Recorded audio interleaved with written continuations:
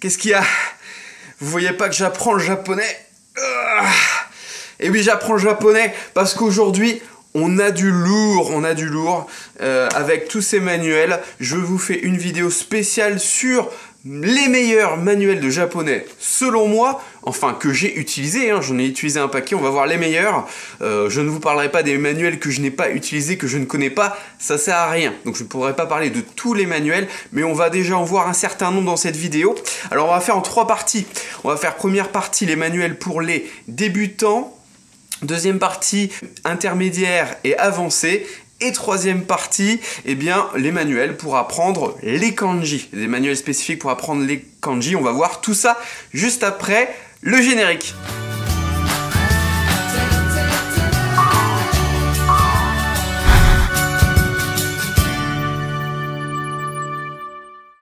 Donc on va commencer par les manuels pour débutants, pour commencer le japonais.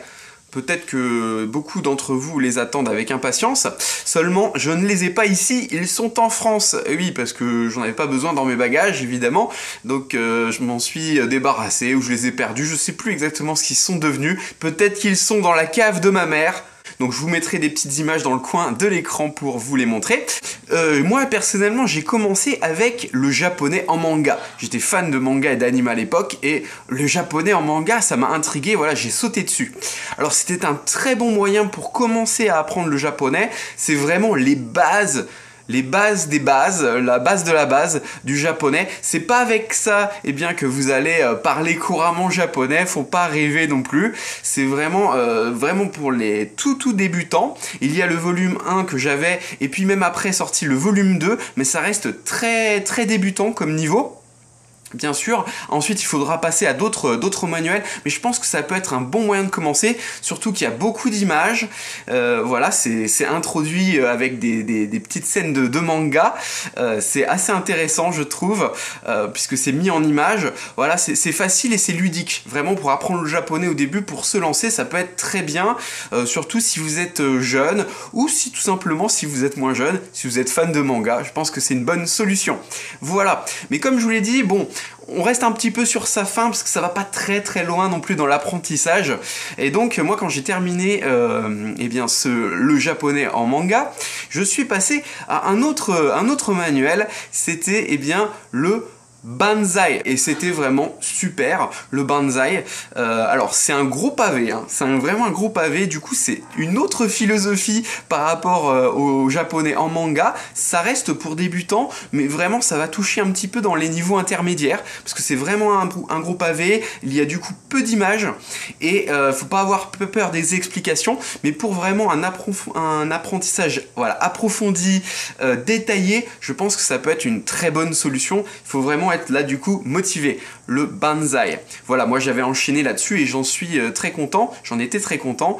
Il peut être un peu critiqué des fois parce qu'il est brut de décoffrage, mais moi je le trouve super. Il y a troisième et dernier manuel pour les débutants, que je conseille pour les débutants, ceux qui se lancent dans le japonais, c'est les fameux Minna no Nihongo, le japonais pour tous, Minna no Nihongo, le japonais de tous. Il se décline dans différentes langues, dont le français, c'est vraiment le best-seller, c'est très connu dans le monde entier, ça a été publié dans plein de pays différents, dont la France, donc vous le trouvez en français, je pense assez facilement. De toute façon, je vais vous mettre tous les manuels dont je parle dans cette vidéo, je vais vous mettre, si je peux, si j'arrive à les trouver, je vous mettrai les liens pour les commander, la description, les références, je vous mets tout ça en description, donc si ça vous intéresse, voilà, vous regardez, vous jetez un coup d'œil à la description de la vidéo. Le Minna no Nihongo, moi je l'ai pas énormément utilisé, je l'ai surtout utilisé dans mes débuts d'apprentissage au Japon, mais je l'ai pas trop utilisé, mais je trouve qu'il est bien dans le sens où, il est plus compliqué, plus difficile, il vous apprend plus de choses que le japonais en manga, qui est vraiment très basique, mais il est moins brut de décoffrage que le Banzai, donc je pense que c'est très bien, et comme il existe en français, voilà, faut pas se priver pour les débutants, c'est une très bonne solution. Et il y a plusieurs volumes d'ailleurs, il y a plusieurs volumes, ça va je crois même jusqu'à niveau intermédiaire. Allez, on passe à la deuxième partie. Sur ce, les manuels pour les intermédiaires, niveau intermédiaire et niveau avancé. Alors, ce que j'appelle niveau intermédiaire, Niveau avancé, c'est on va dire à partir du niveau 3, donc niveau 3, 2 et 1 du JLPT, donc le fameux examen d'apprentissage du japonais. On va dire que ça commence à niveau 5, hein. Niveau 5 et 4, c'est les premiers niveaux, c'est on va dire débutant, débutant confirmé, on va dire. Voilà. Et à partir du niveau 3, on arrive au niveau intermédiaire, et niveau 2, avancé, et niveau 1, vraiment très, très élevé, niveau courant. Quand vous arrivez au niveau 3, ça devient difficile, au niveau intermédiaire, de trouver des manuels pour continuer votre apprentissage. Évidemment, puisqu'il y a peu d'acheteurs, il y a peu de personnes qui vont acheter ces manuels niveau intermédiaire ou avancé, donc du coup, sur le marché, il y en a très très peu, notamment très peu en français. Alors moi, j'ai pas utilisé des manuels quand j'étais en intermédiaire et en avancé, j'ai pas utilisé des manuels en français, du coup, j'ai utilisé des manuels soit en anglais, hein, que j'ai trouvé en anglais, soit, eh bien, tout simplement, purement 100% japonais, en japonais. Alors, je vais vous montrer un peu tout ça. Alors, qu'est-ce que j'ai ici? Je vais vous montrer les manuels que j'ai utilisés. Alors, ils existent. Moi, j'ai les niveaux 1, c'est les derniers manuels que j'ai utilisés, c'est du niveau 1 du GLPT, mais vous les trouvez en niveau 3 et 2 aussi. Donc ça, vous chercherez, ou je vous mettrai les liens en description. Donc ça, c'est le niveau 1, mais le Kanzen Master, c'est très très bien pour l'apprentissage de la grammaire japonaise. Donc celui-là, je l'ai utilisé pour la grammaire. C'est vraiment tout ce qu'il faut savoir. C'est assez, voilà, vous voyez, c'est pas très épais, hein. C'est vraiment condensé.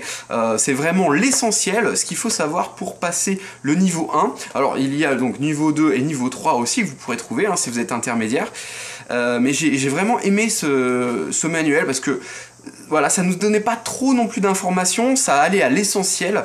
J'ai trouvé que c'était bien, voilà, ça permettait de bien résumer les cours, moi, que j'avais pris à l'université en dehors de ça. Donc c'était un bon moyen pour réviser.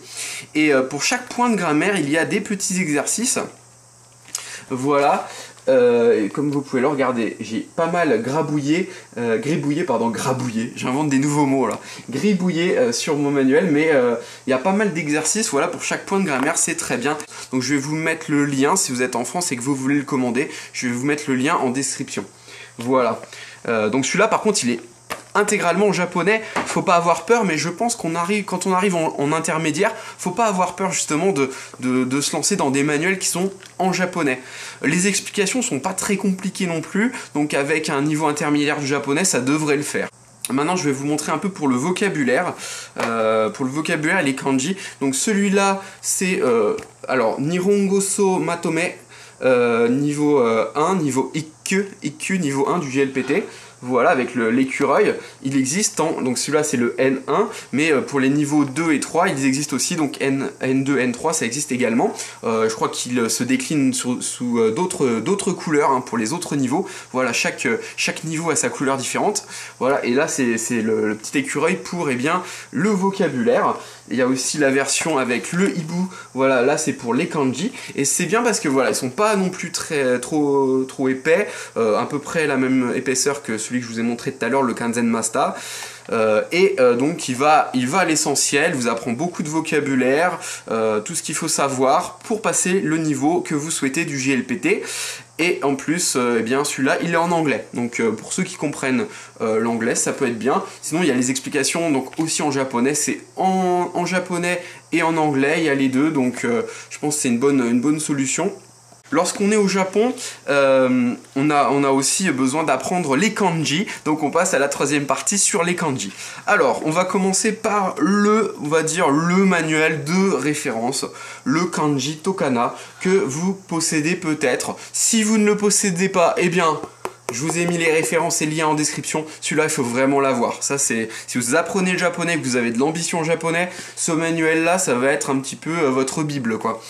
Alors, ça, c'est pas un manuel qui va vous faire des exercices de kanji. C'est en fait, on va dire comme un dictionnaire. C'est plus un dictionnaire qu'un manuel.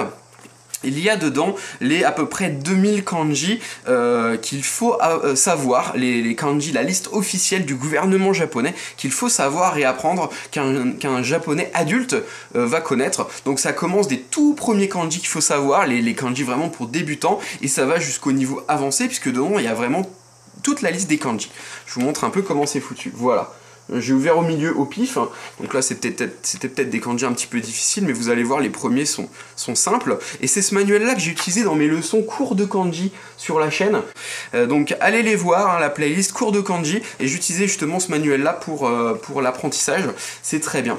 Donc dedans, on peut voir également l'ordre des traits pour chaque kanji, donc c'est très pratique, mais c'est vrai que ça vous fait pas faire des exercices, hein. C'est plus, on va dire, quand vous avez un oubli, vous voulez vérifier un kanji, vous allez regarder dedans, donc c'est plus comme un dictionnaire de kanji.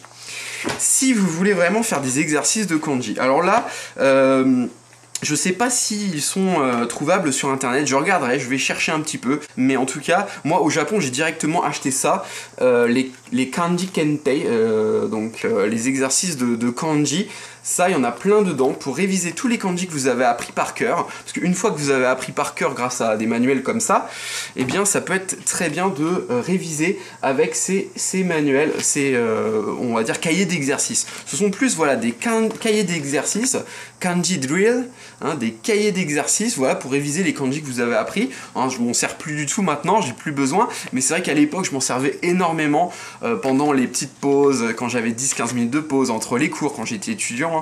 Et puis le soir avant de me coucher aussi, quelques petits exercices comme ça pour réviser, ça fait pas de mal. Je vous montre un peu le principe. Vous avez en fait, alors voilà, vous avez des phrases. Qui vous sont proposées, hein, ça va de haut en bas, tout est en japonais, mais c'est pas compliqué, hein. Franchement c'est pas compliqué du tout, parce que c'est fait pour les enfants souvent, c'est pour les enfants ou les collégiens, donc c'est pas un japonais très compliqué. Si vous êtes en niveau intermédiaire, ça peut être très très bien. Donc ici vous avez donc des phrases avec dedans les kanji que vous devez retrouver. Il vous donne la lecture et vous devez trouver, marqué, noter le kanji. Ou alors sinon c'est l'inverse, des fois il vous donne le kanji, vous devez trouver la lecture. Donc soit vous avez le kanji, vous trouvez la lecture, soit vous avez la lecture et vous devez trouver le kanji, et c'est très très bien, je trouve. Il y a aussi le kanji kakitai qui a très bonne réputation, et là qui est en français, hein, pour apprendre le kanji. Ils ont fait une série de manuels kanji kakitai, mais ceux-là je peux pas vous dire trop de choses dessus puisque je ne les ai pas utilisés, donc on m'en a beaucoup parlé, je sais qu'ils ont bonne réputation, mais je ne les ai personnellement jamais vus, donc je ne peux pas vous en parler davantage.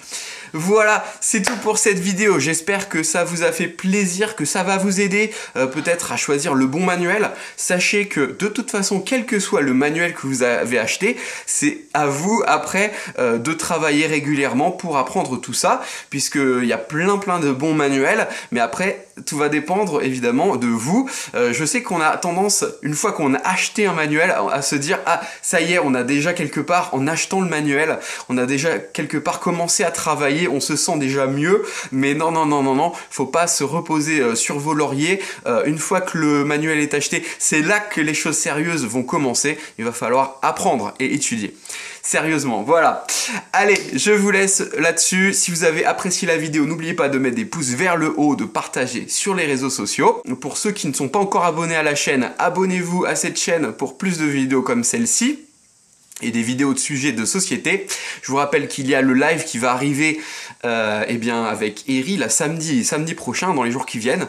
J'espère que ça va vous plaire, sur les Japonais et l'alcool, un sujet de société passionnant je pense. Avant de vous dire le fameux mot de la fin, je tiens quand même à remercier du fond du cœur toutes les personnes qui me soutiennent, qui soutiennent cette chaîne et son contenu sur ma page Tipeee. Donc je vais remercier notamment mes derniers tipeurs, Cyril, Patricia, Samuel, Thomas, Nicolas, Mathieu, Francis, Kamik, Mohamed et Metal Kitsune. Merci à vous tous. Certains auront même le droit à une carte postale qui partira très bientôt. Voilà, ça c'est fait. Et sur ce, eh bien, je vous fais à tous de gros bisous. Je vous souhaite de bonnes vacances si vous êtes en vacances. Bon courage pour ceux qui bossent comme moi. Et le mot de la fin comme d'habitude, matane. Je continue ma muscu.